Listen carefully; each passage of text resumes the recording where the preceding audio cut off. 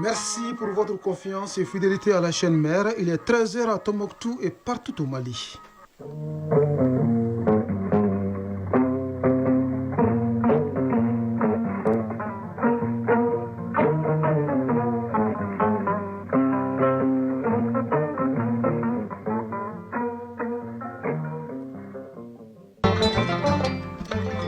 Mesdames et messieurs, bonjour et bienvenue dans la deuxième édition de Mali Actualité au micro Fatou Djabi. Et Brahma Traoré, le duo du jeudi de retour. 10 jours pour étaler la grande richesse culturelle et artistique du Mali. La Biennale 2025 s'ouvre cet après-midi à Tombouctou à quelques heures de son ouverture dans la Cité du Savoir. Toutes les dispositions sont prises pour le bon déroulement de l'événement et une bonne ambiance règne sur le stade municipal de la ville. Najim Baba Sissé sera en direct pour nous faire vivre. Moins d'enfants dans les champs cotonniers et sur les sites miniers, c'est le pari que se donne le projet ACEL Africa 2. Producteurs et autorités administratives ensemble pour renforcer la lutte contre le travail des enfants. Le Mali réunit autour d'une même table les acteurs de la santé, les partenaires pour améliorer les soins primaires. Déjà, le pays a recruté plus de 5000 agents de santé communautaire pour le bien-être des populations éloignées. Le Nigeria présente ses excuses au Burkina Faso après la violation de son espace aérien. Le ministre des Affaires étrangères nigérien a été reçu hier par le président du Faso, capitaine Ibrahim Traoré. Ils joignent l'acte à la parole. Les rebelles de l'AFCM 23 ont commencé hier à se retirer de la ville d'Ouvira dans l'est de la République démocratique du Congo. Les aigles du Mali sont désormais au complet à Casablanca au Maroc. La course pour le trophée de la Coupe d'Afrique des Nations sera lancée le dimanche prochain. Préparer et perfectionner les acteurs de la justice, c'est la mission que s'est assignée l'Institut national de formation judiciaire, Maître Demba Diallo. Gros plan sur cette institution stratégique au cœur du dispositif judiciaire malien dans la chronique judiciaire. Voilà pour le sommaire. Bonjour à tous et bienvenue aux informations sur Radio Mali. L'actualité du jour, c'est l'ouverture cet après-midi de la Biennale culturelle et artistique à Tombouctou, un rendez-vous majeur qui magnifie le riche patrimoine culturel national. Il vise aussi à promouvoir la cohésion sociale et à mettre en compétition la jeunesse malienne. Oui, à quelques heures de l'ouverture de cette messe juvénile, nous avons en ligne de l'un de nos correspondants dans la région, Najim Baba Sissé. Bonjour. Bonjour, monsieur Bourama Traoré. Bonjour, chers auditeurs de la nationale. Oui, je le disais, voilà, la Biennale Tombouctou actuellement. Oui, je le disais, la Biennale Tombouctou 2025 s'ouvre dans quelques heures. Quelle est l'ambiance sur place et les dispositions prises pour la reçue de l'événement? Monsieur Traoré, voilà, une forte délégation conduite par le ministre chargé de la Culture, Mahmoud Dafé, est ici au niveau de l'aéroport où je me trouve actuellement. On note tout à l'heure l'arrivée d'une très forte délégation des membres du corps diplomatique des pays amis, mais aussi de notre pays, le Mali, des membres de CNT, voilà, et entre autres d'autres personnalités non les moindres. Alors, oui. Voilà, de la porte d'entrée, un bain de foule qui attend déjà les autres, avec les couleurs nationales en main, pour montrer combien on est fier de cet événement. Au stade Babal Keirou, où les activités seront lancées tout à l'heure, difficile de se frayer un chemin, vu la mobilisation autour de cet événement historique que Tombouctou a la chance d'abriter. Faut-il le rappeler, la Biennale est tout d'abord un vecteur de cohésion sociale, mais aussi et surtout de développement. D'ailleurs, le thème culture, pilier pour bâtir le Mali nouveau, en dit long. À cet égard, on note également la présence des préfets, des 13 cercles et sous-préfets des arrondissements de la région, des associations de femmes et des jeunes qui donnent à cette cérémonie toute sa solennité. Je vous l'ai dit, les vols se multiplient, les étrangers, les touristes, tout le monde est là pour marquer de sa présence à cet événement de portée historique. Merci beaucoup. Alors, côté disposition, monsieur, côté disposition, Bourama Traoré, oui. On peut noter les dispositions sécuritaires ont été véritablement renforcées par les responsables en charge de la sécurité ici. Parlons du commandant de zone, le colonel Seydou Bassirou Niagando et ses hommes qui ont multiplié les initiatives afin que cet événement se passe dans la plus grande sûreté. Alors, les troupes de l'ensemble des 19 régions, plus celles du district de Bamako, sont ici au complet avec leur matériel. Toujours côté disposition, le stade de Bab el-Kérou est dans son meilleur jour. C'est jeudi, avec une mosaïque de population et c'est également paré avec les couleurs nationales. Voilà ce qu'il faut retenir des dispositions. Et tout à l'heure, le Premier ministre est attendu incessamment pour procéder au lancement de la cérémonie d'ouverture. Merci bien, Najim Baba Sissé. Nous vous retrouvons dans nos prochaines éditions pour plus de précisions. Nous restons dans la Cité du Savoir où le ministre en charge de la Culture a inauguré hier le village de la Biennale. C'est un espace ludique et lieu de rencontres, de partage et de fraternité. Fatou Diaby. Oui, Brahma Traoré, le tout pour permettre aux passionnés de la culture de passer de bons moments et de partager leur expérience pendant les 10 jours que dure la Biennale. Nous retrouvons Najim Baba Sissé. Le ministre de la Culture ouvre officiellement le village de la Biennale au monument de la Flamme de la Paix. Cet espace récréatif de partage et d'expression culturelle se veut de maintenir une atmosphère de cohésion durant cet événement hautement culturel. La délégation est accueillie sur le site par la danse des marionnettes. Un moment de joie et surtout de grandeur pour les autorités communales. Yaya Tandina, président de la délégation spéciale de la commune urbaine de Tombouctou. Cet espace dédié pour le village biennal, tout le marché de Tombouctou s'est reconverti ici à ce monument Flamme de la Paix. Bien vous rendre service à ce grand peuple qui attend les dividendes de cette biennale. Dagagnas, coordinateur de la biennale Tombouctou 2025. Véritable creuset culturel, ce village est le point de rencontre où les 19 régions et le district de Bamako viennent partager leur chaleur, leur rythme, leur savoir-faire, leurs traditions, illustrant ainsi la richesse et la diversité culturelle de notre nation. Le village de la Biennale est un produit de la politique nationale visant à faire de la culture un vecteur de cohésion et d'unité nationale en lien avec l'année de la culture.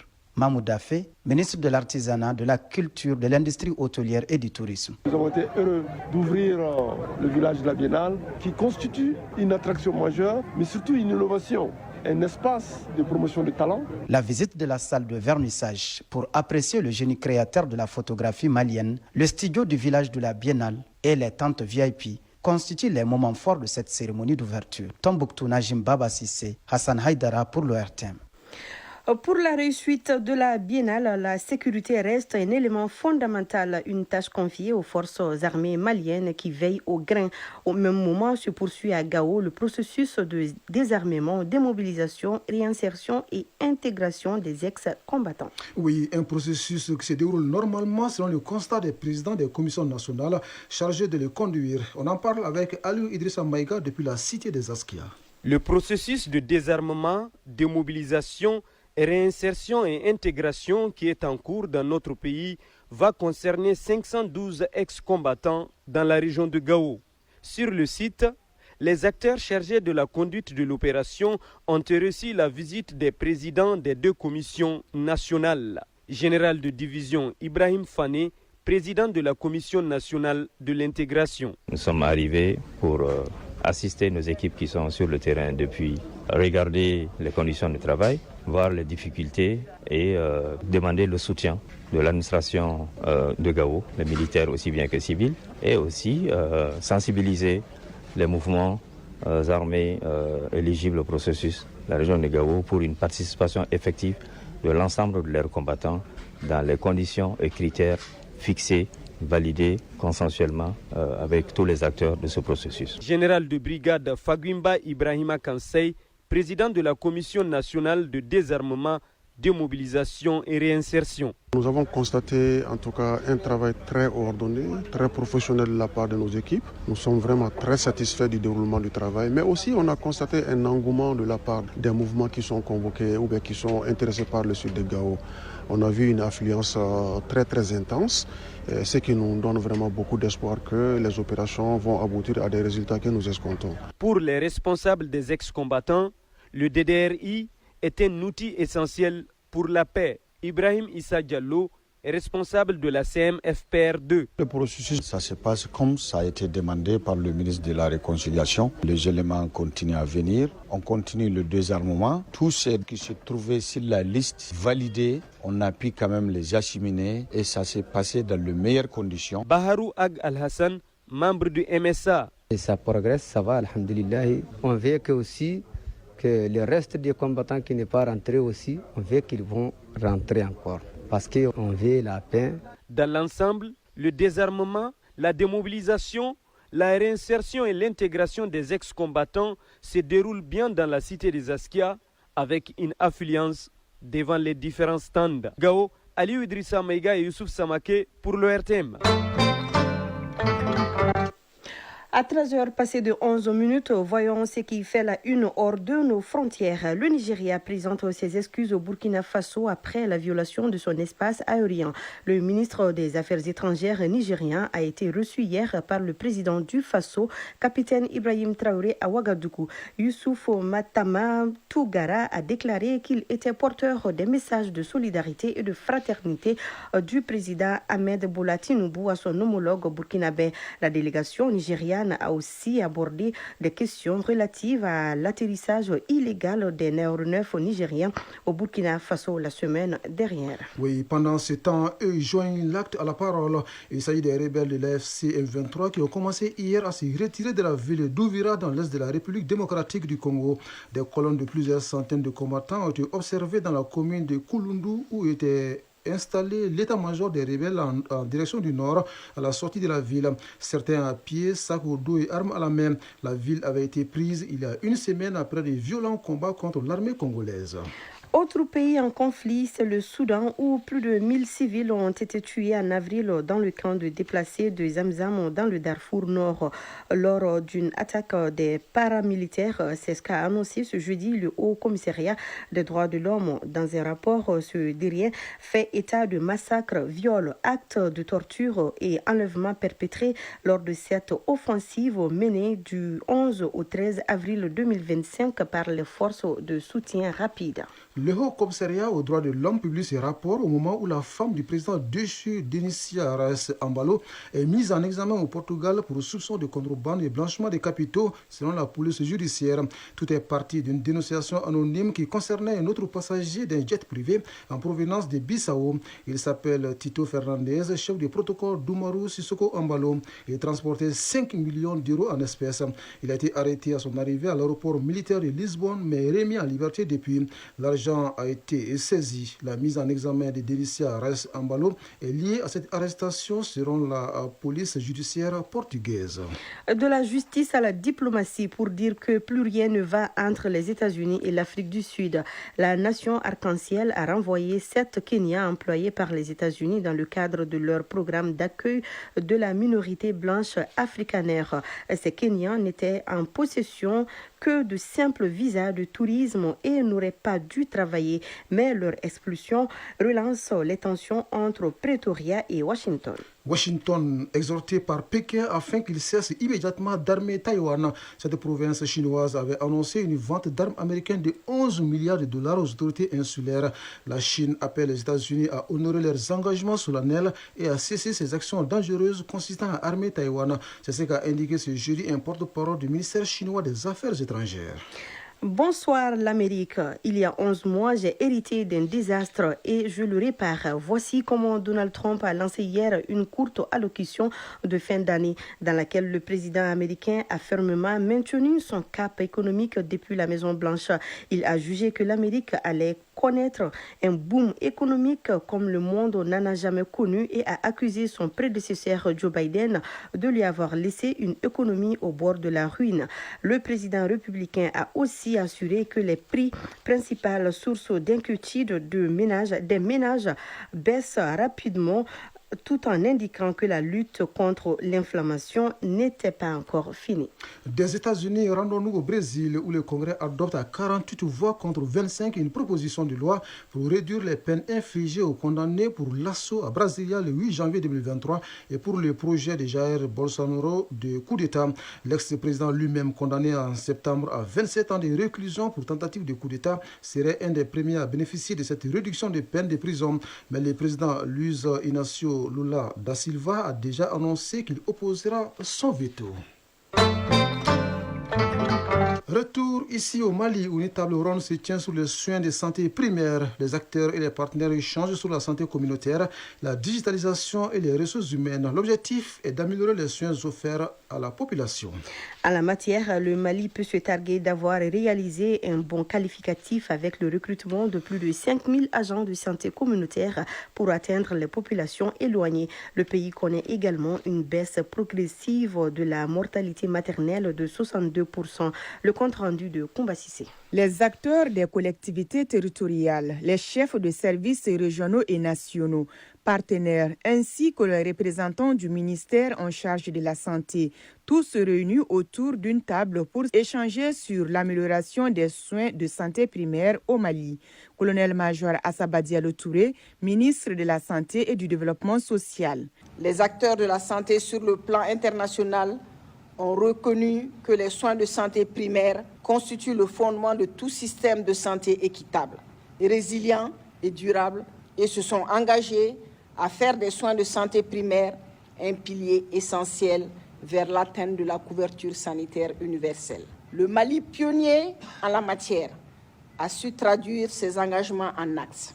L'un des actes forts, présentement, est la mise en œuvre des soins essentiels dans la communauté, avec le recrutement de plus de 5000 agents de santé communautaire pour atteindre les populations éloignées et vulnérables. Le chef du quartier de Bankoni a exprimé sa satisfaction pour la création de la première association de santé communautaire, un acte qui a été et continue d'être un grand soulagement pour la population. Sori Diallo, chef du quartier de Bankoni. La première Asakoba a été créée à Bankoni en 1989. À l'époque, nos femmes accouchaient à l'hôpital Gabriel Touré et elles cotisaient tous les mercredis et faisaient appel à un docteur pour venir s'occuper de leurs consultations prénatales. Cela a continué jusqu'à la création des Asakoba. Pour une couverture sanitaire universelle et réussie, le Mali a dans sa politique nationale la promotion des soins de santé primaire. Dr Patrick Kaboré, représentant résident de l'OMS au Mali. Le Mali a enregistré une chute spectaculaire de la mortalité infantile avec une réduction de près de 55% entre 1990 et 2025 et une baisse progressive de la mortalité maternelle avec une réduction d'environ 62% sur la même période. Le colonel-major Assaba Diallo Touré a aussi souligné que l'exercice de la profession d'agent de santé demande de la détermination. Une détermination qui reste le maître mot pour gagner le pari de la couverture sanitaire universelle. Autre pari qu'il faut gagner est celui de la scolarisation des enfants. Moins d'enfants dans les champs cotonniers et sur les sites miniers. C'est le but d'un nouveau projet dénommé ACEL Africa 2. Il s'agit pour les producteurs, acteurs du secteur minier et autorités administratives d'unir leurs efforts à travers un accord pour lutter contre le travail des enfants à Koutiala et Sikasso, d'où nous appelle Moussokoro Seremi. Par le lancement officiel des activités du projet Accel Africa, phase 2, ou accélérer l'action pour l'élimination du travail des enfants dans les chaînes d'approvisionnement en Afrique, les acteurs du secteur coton et minier des régions de Sikasso et de Koutiala s'engagent résolument sur la voie d'un développement inclusif où la protection des enfants et la résilience des communautés deviennent des responsabilités collectives dans des zones où la pauvreté et les effets des changements climatiques exposent de nombreux enfants au travail précoce. Yaya Sangare, président de la Fédération régionale des sociétés coopératives des producteurs de coton de Sikasso. La Fédération de Sikasso a 80 000 exploitations et la Fédération de Koutiala a 68 000 exploitations. Donc on va faire des formations au niveau des producteurs pour les faire comprendre comment est-ce qu'on peut parvenir à éliminer le travail des enfants. Comment gérer les petits projets afin qu'on puisse subvenir à nos besoins. Amadou Sali Diallo, point focal de la Confédération nationale des sociétés coopératives des orpailleurs du Mali à Sikasso. À travers Accel Africa, aujourd'hui, Dieu merci, les orpailleurs ont beaucoup compris que la place d'un enfant c'est à l'école et pas sur un site d'orpaillage. Donc on va essayer de travailler à cela pour que les enfants aient plus d'opportunités, plus d'engagement ailleurs et plus de droits. Cet accord d'exécution est une dynamique portée par le Bureau international du travail et soutenue par le ministère des Affaires étrangères des Pays-Bas à hauteur de 68 millions de francs CFA. Cette seconde phase, qui va durer 5 ans, entend s'attaquer aux causes profondes du phénomène à travers des actions concertées et inclusives. Ali Mahaman, conseiller au gouvernorat de Sikasso. La région de Sikasso, poumon agricole du Mali, se réjouit particulièrement de la mise en œuvre de cette initiative. Elle contribuera à améliorer les conditions de vie des familles productrices et à renforcer la scolarisation et le maintien des enfants à l'école. À noter que la première phase du programme Accel Africa a déjà permis de former plus de 1000 producteurs à l'élimination du travail des enfants, des exploitations mécanisées, des installations de biodigesteurs et des femmes actrices du changement. Des acquis qui seront capitalisés au cours de cette phase 2 pour une lutte efficace et durable contre le travail des enfants. Sikasso, Msokoro Sireme et Suleiman Bamba pour l'ORTM.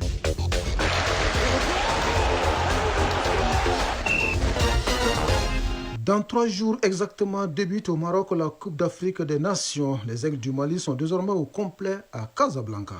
Ici au Mali, les matchs en retard de la deuxième journée du championnat national de Ligue 1 ont été joués hier. La synthèse de l'actualité sportive porte la signature de Fotigui Toungara. Mise à jour du calendrier pour le championnat national Ligue 1 Pro Orange du Mali, le programme est désormais harmonisé pour les clubs après les 2 matchs en retard de la deuxième journée disputée hier au stade Modou Konaté. En première heure, le Djolba AC a été tenu en échec par Derby Academy un but partout. Mené au score par les académiciens depuis la 40e minute de jeu, les Rouges ont longtemps couru derrière l'égalisation finalement obtenue en fin de match, précisément à la 86e minute de jeu sur penalty. En seconde heure, le Stade Malien de Bamako s'est incliné devant l'ESCO 2-0. Les Oranges de Krofina mettent ainsi fin à la série d'invincibilité de 25 matchs des Blancs de Bamako. Toujours en championnat national Ligue 1 Orange du Mali, la 5e journée démarre demain vendredi avec une seule rencontre qui mettra aux prises Afé et US Bougouni à partir de 16h au stade Ouezin Koulibaly. Le programme se poursuit samedi avec Asko Malikroua, AS Real Usfas, FC Djara, AS Bakardian. Suite et fin dimanche avec US Bougouba, Stade Malien de Bamako, Djolba AC 11 cratères et Derby Academy Binga FC. Cannes Maroc 2025, les Aigles du Mali au grand complet sont désormais dans le bain de l'événement. Ils ont intégré hier l'hôtel mis à leur disposition par la CAF. Avant de rejoindre son QG, la sélection malienne a rendu hier une visite de courtoisie à l'ambassadeur du Mali à Rabat au Maroc, Fafré Camara. À cette occasion, les Aigles du Mali étaient habillés en tenue traditionnelle malienne, du bogolan et des tissus tissés pour mettre en avant au Maroc les valeurs culturelles du Mali. Premier objet d'identité de notre pays qui a décrété 2025 comme année de la culture. Coupe arabe FIFA Qatar 2025, la finale oppose cet après-midi à 16h le Maroc à la Jordanie. Les 2 équipes se disputent le titre pour tenter de succéder à l'Algérie, championne en 2021. Grands favoris, les Marocains sont à la recherche d'un succès dans la compétition depuis leur premier et unique sacre en 2012. La Jordanie, de son côté, n'a jamais su faire mieux qu'une 3e place décrochée en 2002. Coupe intercontinentale FIFA, la compétition a connu son épilogue avec le sacre du PSG. En finale disputée hier à Doha au Qatar, le PSG a battu Flamengo du Brésil 2-1 au tir au but. À l'issue du temps réglementaire et des prolongations, les scores étaient d'un but partout. Le PSG remporte ainsi son 6e titre en 2025 après la Ligue 1, la Coupe de France, le Trophée des Champions, la Ligue des Champions et la Super Coupe d'Europe. Ce club vient d'ajouter la Coupe intercontinentale de la FIFA à sa liste des trophées remportés en 2025. Chronique judiciaire. La chronique judiciaire de ce jeudi nous amène à la découverte de l'Institut national de formation judiciaire, Maître Demba Diallo. Sa principale mission est de préparer et de perfectionner les acteurs de la justice. L'Institut a 4 écoles spécialisées qui assurent à la fois la formation initiale et le développement continu des professionnels du domaine. On en sait plus avec Garibou Pérou. On dit souvent que la justice ne vaut que par les femmes et les hommes qui l'incarnent. À l'Institut Maître Demba Diallo, cette maxime prend la force d'un credo, car c'est bien dans cet établissement public à vocation scientifique que se joue une part de l'avenir judiciaire du pays. Toubaï Kone, directeur général de l'Institut national de formation judiciaire. Nous avons 4 grandes écoles. L'école de la magistrature, l'école des greffes, l'école des notaires et l'école des huissiers commissaires de justice. Notre mission, c'est donc, dans un premier temps, assurer la formation initiale de ces différents acteurs judiciaires et, dans un second temps, assurer la formation continue, cette fois-ci, de tous les acteurs judiciaires. Ça va au-delà des 4 corps que nous formons. Nous n'assurons pas la formation initiale des avocats, ils ont leur propre école.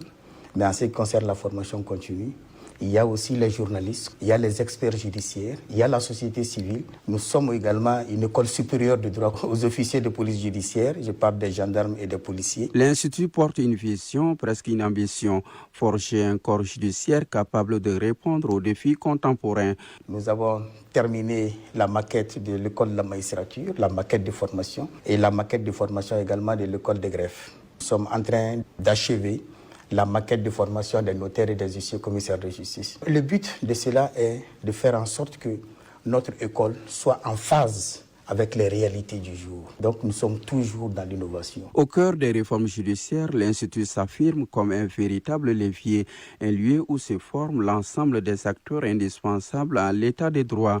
À l'heure où les exigences de transparence, d'efficacité et d'éthique deviennent pressantes, la formation apparaît comme rempart et espoir. Nous avons dit que si l'État du Mali a estimé à un moment donné que cette école devait porter le nom de Maître Demba Diallo, et Demba Diallo avait dit dans un de ses discours que lorsque vous avez décidé de porter la robe, vous n'avez plus le droit d'être médiocre. Et c'est ça notre philosophie.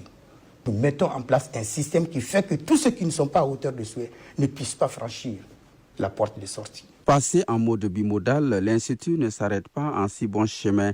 Les chantiers se multiplient, les ambitions s'affinent, autant de signes d'un établissement déterminé à offrir un cadre d'apprentissage à la hauteur de son époque. Cette année, bientôt, nous allons terminer certaines infrastructures majeures pour nous, telles que l'amphithéâtre de 600 places, la cafétéria, la bibliothèque. Ce sont des projets en cours que l'État a accepté de financer sur le budget de 2026. Tout ce que nous faisons ici comme formation, nous le faisons en mode bimodal, à la fois en présentiel et en distanciel. Ici, rien n'est figé, tout est pensé pour que la compétence naisse du croisement entre savoir théorique et exigence pratique. Ainsi va l'actualité en ce jeudi 18 décembre 2025. Avant de nous séparer, je vous rappelle l'information principale de cette édition. C'est l'ouverture cet après-midi de la Biennale artistique et culturelle Tombouctou 2025. Un événement que vous pourrez suivre en direct sur l'ensemble du réseau synchronisé de l'ORTM. À cette occasion, la radio nationale retransmet en direct et en intégralité toutes les soirées de compétition chaque jour à partir de 20h. À noter aussi que les programmes habituels de la soirée entre 20h et minuit seront suspendus durant toute la biennale, y compris le journal parlé de 22h30. Le prochain rendez-vous avec l'information, c'est à 19h30. Le présent vous a été servi par Bintou Traoré à la mise en onde, Ségou Traoré à la mise en ligne. Retrouvez juste après nous Kani Keita pour la lecture des avis et communiqués. C'était au micro Fatou Djabi. Et Brahma Traoré, merci de nous avoir suivis. On se retrouve jeudi prochain, s'il plaît à Dieu. Mais d'ici là, prenez soin de vous, car chaque heure de vie est une chance et chaque jour est une grâce. Que la grâce d'Allah soit avec nous. Excellente journée à tous.